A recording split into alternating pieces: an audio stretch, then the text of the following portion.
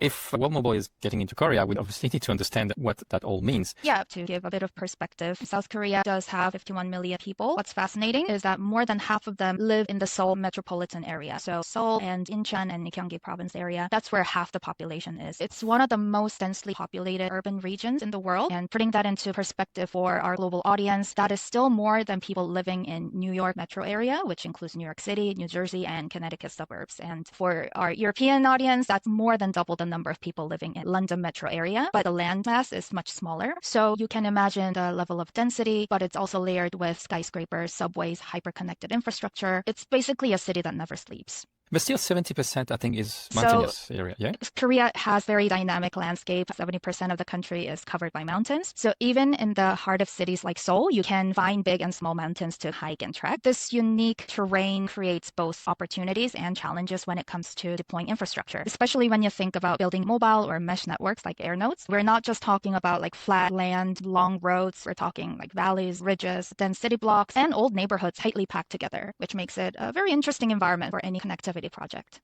A bit like Hong Kong. You still have the mountain and those Correct. skyscrapers. Just Sounds hanging similar with- to Taiwan as well. Yeah. And what's interesting is that while Korea is densely populated, we have the most 5G stations per population. So we do have good 5G coverage, which means that we have a very fast internet speed. People are connected everywhere. We have free Wi-Fi's available, which means that people are accessing fast internet, even like underground, in the subway, in the elevators, on trains. I think in Seoul metropolitan area, it's like a blanket coverage. When you go to those like high top mountains or rural areas, that's where there is less active connection.